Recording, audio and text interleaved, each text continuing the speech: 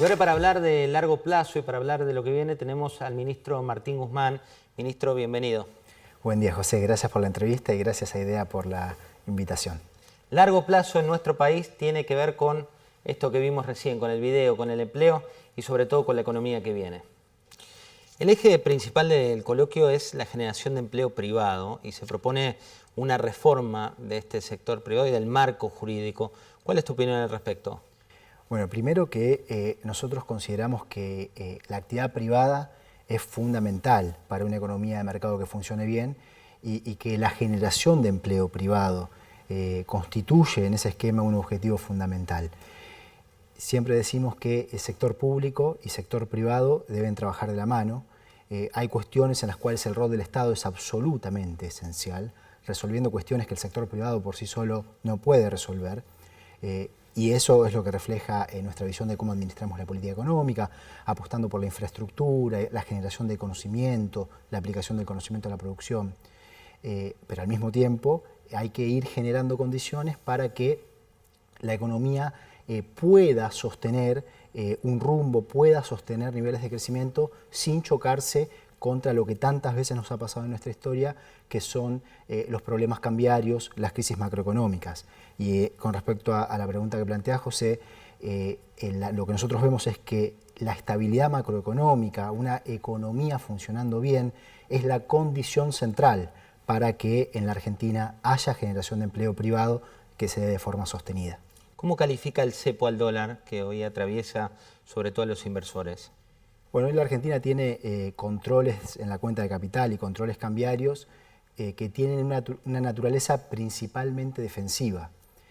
Esto tiene que ver con evitar que haya una salida de golpe de los capitales que entraron en la Argentina empezaron a entrar a fines del 2015, principios del 2016, que vinieron a aprovechar oportunidades de retornos financieros de corto plazo, ¿sí? Lo que se suele llamar la bicicleta financiera. Y que cuando cambiaron las expectativas en la Argentina, en abril del 2018, se comenzaron a ir, ¿sí? Dólares que se cambiaban por pesos, pesos que se invertían en un activo financiero, inicialmente el ALEVAC, y se seguía haciendo ese juego hasta que se acabó, hasta que se vio que no tuvo más sentido hacerlo. Hay buena parte de esos capitales aún atrapados, es un número grande, una magnitud grande, y los controles lo que hacen es evitar que salgan de golpe. Está claro que también tienen un costo, porque así como previenen que haya una salida de los capitales financieros que vinieron a hacer carry trade de golpe, también genera problemas para el ingreso de inversiones en la economía real.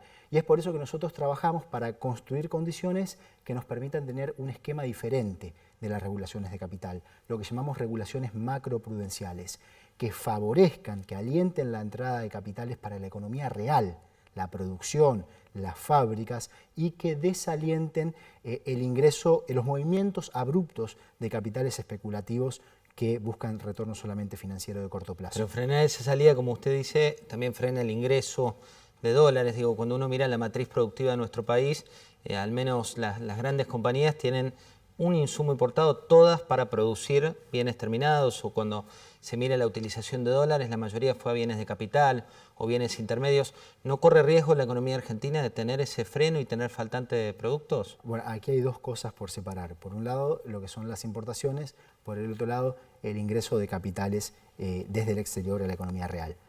Primero, con el tema de las importaciones, lo que hay hoy es una política cambiaria que consideramos consistente, que busca justamente evitar un desfasaje entre la evolución de las importaciones y la evolución de las exportaciones, o de forma más general entre el ingreso y la salida de dólares, para evitar que Argentina se choque contra lo que tantas veces ha pasado, que es saltos abruptos en el tipo de cambio. Y en ese sentido consideramos que hoy la política cambiaria es consistente.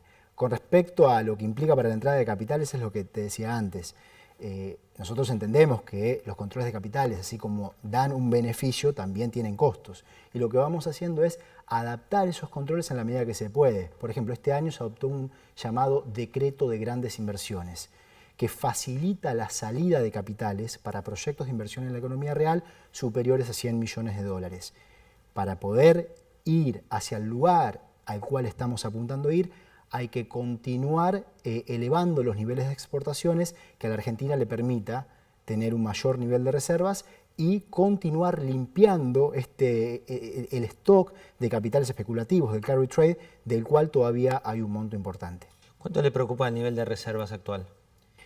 Tuvimos unos 7 primeros meses del año claramente favorables en cuanto a acumulación de reservas. El Banco Central llegó a acumular alrededor de 3.500 millones de dólares. Luego tuvimos el ingreso de los derechos especiales de giro que fortalecieron la posición cambiaria y luego tenemos la dinámica que es absolutamente esperable en esta última parte del año.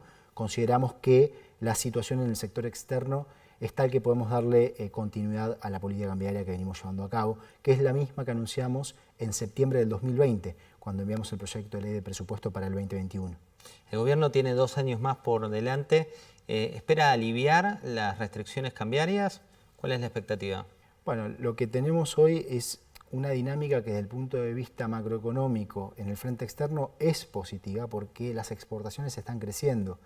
En el mes de agosto tuvimos un valor de exportaciones que no teníamos desde el año 2013. Y eso es muy importante porque para que la economía pueda crecer y el mercado interno pueda crecer, sostener el crecimiento, hace falta que no nos quedemos sin divisas. Y para eso tiene que haber generación de divisas, tanto vía el aumento de las exportaciones como en sectores en donde sí se puede, como pasa en la producción de gas, la energía, poder ir sustituyendo importaciones. Como te digo, José, va a llevar tiempo para que la Argentina pueda ir normalizando todo el esquema de regulaciones de la cuenta capital y podamos tener las regulaciones macroprudenciales de las que hablaba. En la historia económica argentina, cuando hay una brecha tan grande, lo que suele ocurrir es que el exportador empieza a pisar sus envíos al exterior y el importador empieza a anticiparlo, generándole a quien ocupa su puesto una situación más compleja.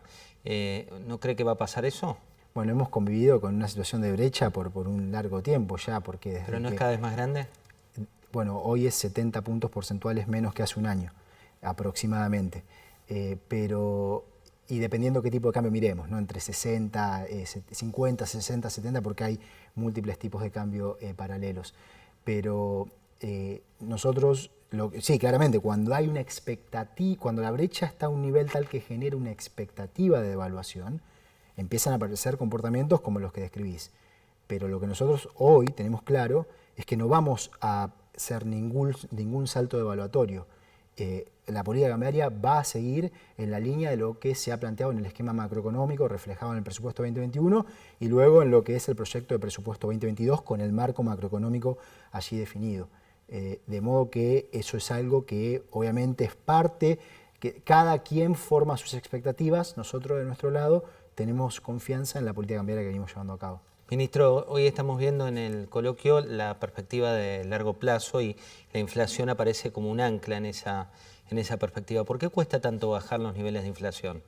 Y porque la inflación es un fenómeno que tiene múltiples causas, ¿no? Un gobierno, no es que uno quisiera no tener que hablar de esas cosas, pero hay cosas sobre las cuales hay que aprender. Hubo un gobierno previo que planteó que reducir la inflación era algo sencillo.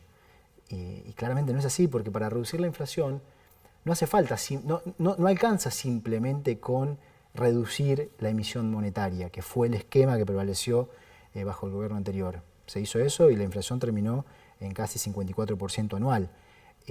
Atacar el problema de la inflación requiere atacar sus múltiples causas. Primero, que la Argentina pueda tener más divisas para no experimentar choques contra la restricción externa que impliquen saltos cambiarios. Para eso es fundamental dos cosas: que aumenten las exportaciones netas y que resolvamos los problemas de las deudas. Todo esto lo estamos haciendo. En el 2020 tuvimos un proceso de reestructuración de deuda que tuvo un carácter histórico por los montos y por lo que se alcanzó. Este año tuvimos avances con el Club de París, ahora estamos negociando con el Fondo Monetario Internacional una redefinición de esa relación que es absolutamente insostenible, en la cual dejó a la Argentina el gobierno anterior. Segundo, tenemos que ir, por supuesto, teniendo unas características diferentes desde el financiamiento de la política pública.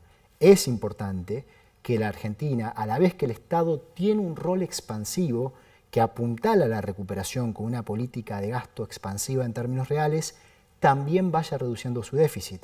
Eso es una inversión en capacidades del Estado, lo fortalece al Estado, porque implica depender menos del endeudamiento y menos de la emisión monetaria. Y eso también fortalece la moneda y contribuye a poder reducir la inflación. Tomo dos disparadores de... Falta una, perdón, porque es importante, que tercero, el Estado en una economía con inconsistencias macroeconómicas, una economía que se chocó contra una crisis macroeconómica muy fuerte en el 2018 y a la cual luego le vino una pandemia, también juega un rol coordinador de expectativas. En ese sentido es que se enmarcan todas las políticas de precios e ingresos. Esto es lo que nosotros los economistas llamamos equilibrios múltiples. Todos estamos mirando qué hace el resto. Y si todos pensamos que el resto va a subir los precios y va a subir el costo de reposición de aquello que nosotros necesitamos para producir, y probablemente subamos más los precios. Por eso es muy importante que el Estado tenga un rol para que haya una disminución del componente de inercia que tiene el proceso inflacionario. Ministro, a partir de sus respuestas, una de las cuestiones que planteaba es del gobierno anterior, pero también el gobierno actual planteó una meta del 29%, una proyección que no se cumplió. ¿Por qué? Bueno, nosotros podemos trazar las razones, perfectamente trazar las razones por las cuales no se pudo llegar al objetivo que se había trazado o la proyección que se había trazado en el proyecto de ley de presupuesto 2020. Pensemos que ese proyecto de ley de presupuesto, primero, que es la guía general de toda la política económica. Esa guía se siguió. Ahora, hay contingencias que van apareciendo en el transcurso del año que era muy difícil de ver en septiembre del 2020, en un contexto de muy alta incertidumbre de pandemia, y nosotros tenemos que ir respondiendo a esas contingencias. Un componente muy importante fue el tema de la inflación internacional de alimentos. En el contexto de la pandemia cambiaron los patrones de demanda. Aumentó la demanda por alimentos, cayó la demanda por servicios, cambiaron los precios relativos en el mundo, eso tuvo impacto en los commodities. Para la Argentina eso tuvo una parte buena, que ayudó a que podamos acumular más reservas, pero tuvo una parte mala, que es que tuvo un impacto en la inflación que fue sustancial. Y después hay otra cuestión, que es hay que seguir trabajando en que haya más confianza en nuestros activos, los activos en nuestra moneda y en nuestra moneda per se, porque más confianza en la moneda también contribuye a reducir la inflación en la Argentina. ¿Qué lugar le da, por ejemplo, cuando uno recuerda a Néstor Kirchner, los superávit gemelos eran para el expresidente una figura clave? Hoy dentro del gobierno muchos dicen que la reducción de déficit que usted hizo durante esta primera etapa no eran un activo, que había que llenar de plata un poco el mercado local. ¿De qué lado está usted de estas visiones? Bueno, de los superávit gemelos, un contexto muy diferente que el de ahora, ¿no? Que hay que atender otras necesidades con otros por la instrumentos. Pandemia y por supuesto, pensemos que en la pandemia era absolutamente clave cuidar las fuentes de trabajo, cuidar a las empresas también, el saber hacer de la economía. Era muy importante cuidar todo ese tejido productivo, cuidar los sectores vulnerables, y el Estado casi que no tenía instrumentos. No había crédito. La Argentina estaba en una situación, cuando nosotros llegamos al gobierno, la deuda en pesos estaba en situación de diferimiento, de impago, un default básicamente, y la deuda en dólares estaba en una situación absolutamente insostenible y había que reestructurarla. En esa Argentina sin crédito nos golpeó una pandemia. Desde lo que el Estado puede hacer, había unas limitaciones enormes y ahí tocó definir prioridades. Hoy, nosotros lo que decimos es el Estado debe jugar un rol que apuntale la recuperación con una política de gasto expansiva en términos reales, que eso está ocurriendo, pero al mismo tiempo construir más resiliencia, un Estado más capaz. Entonces la reducción del déficit fiscal sí la vemos como algo positivo y algo sobre lo cual hay que continuar, al mismo tiempo que el Estado sigue teniendo el rol expansivo que apuntale a la recuperación y que permita una doble recuperación de una doble crisis, la del esquema macroeconómico de Juntos por el Cambio y la de la pandemia. Ministro, le voy a pedir definiciones en una frase. Una tiene que ver con qué importancia le da usted a un acuerdo eventualmente con el Fondo Monetario. Bueno, ahí lo que nosotros hoy enfrentamos es una situación de una carga de deuda que claramente en los tiempos previstos con el acuerdo stand-by del año 2018, Argentina no puede enfrentar. Es algo que desde el punto de vista de la sostenibilidad de la deuda pública fue un absurdo total haber tomado un préstamo de 57.000 millones de dólares, de los cuales se desembolsaron 45.000, absolutamente incompatible con todo sendero de capacidad de pago de la deuda. Y recordemos que cuando hay más deuda en dólares... Adelante, digo, de cara a lo que viene, ¿qué es lo que...? Y hay que resolverlo, porque cuando tenés más deuda en dólares, significa menos posibilidades de expansión de la actividad económica y más inflación. Cuando faltan los dólares, hay menos crecimiento y hay más inflación. Es muy simple, entonces hay que resolverlo. La forma de resolverlo es buscando llegar a un acuerdo que permita refinanciar todos esos montos. Ahora, un acuerdo que sea sobre la base de lo que es nuestra visión de cómo administrar la economía. Y ese es el marco sobre el cual se dan las negociaciones. Ministro, recién veíamos uno de los males que tiene Argentina es que se genera poco empleo privado y que cada vez hay más empleo público en esa balanza. ¿Qué lugar le da usted al sector privado? Bueno, veía el video que, por supuesto, interesante para el debate. Varias cosas para marcar. Primero, en el video lo que se plantea es la tendencia en cuanto a creación versus destrucción de empresas y de empleo privado. Hay una situación que es una realidad, pero guarda con cómo contamos los datos, porque el periodo en donde, o yo te puedo preguntar a vos, ¿cuál fue el periodo? Toma 10 años. Toma 10 años, pero ¿cuál fue el periodo de esos 10 años en donde más se concentró la destrucción de empresas y de empleo? ¿Cuál fue? Fue a partir del comienzo de la crisis macroeconómica del 2018. Tenemos 2018 y 2019 y después el año de la pandemia. Los datos también nos muestran que con la misma legislación laboral, la Argentina ha tenido periodos en donde se creó empleo y en donde hubo un crecimiento del número de empresas. ¿Y qué se dio en esos periodos? Que la economía funcionó mejor, la macroeconomía estuvo mejor, la economía creciendo.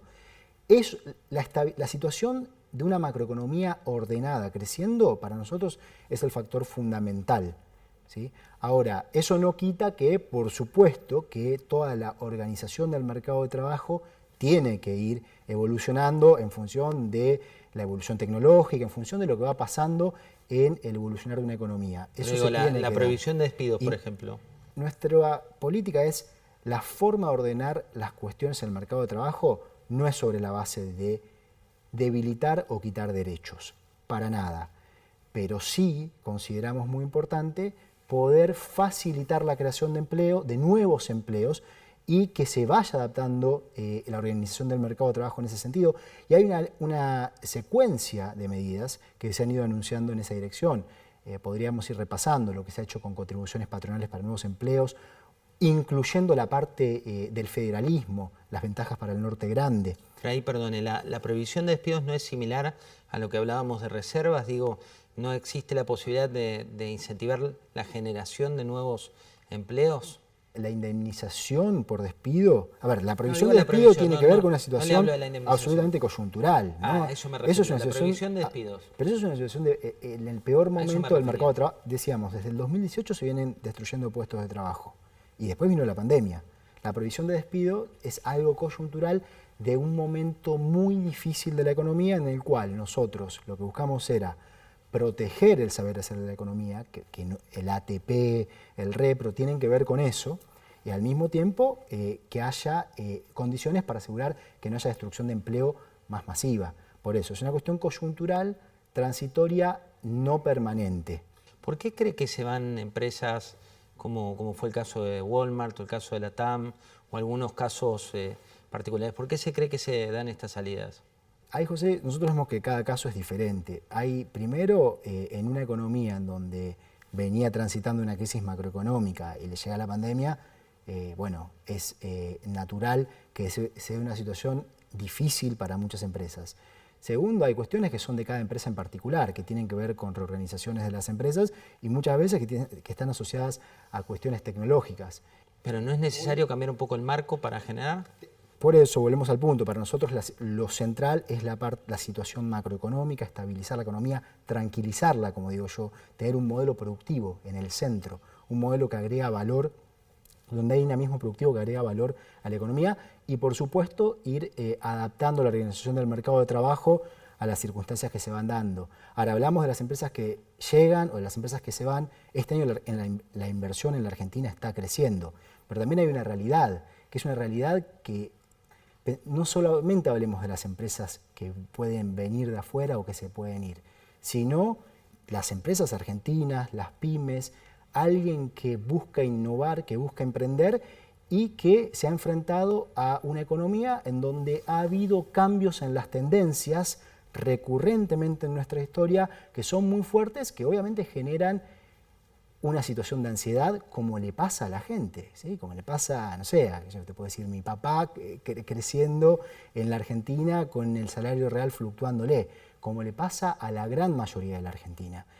Esto es un problema que no es solamente de un sector, es un problema de toda la sociedad y que requiere de una solución integral que comienza por tener una estabilidad macroeconómica, un modelo productivo que agrega valor y que a la vez incluye sobre la base de generación de trabajo. Y todo nuestro esquema de políticas públicas apunta en esas 3 direcciones. Nos quedan 2 minutos y tengo 3 preguntas.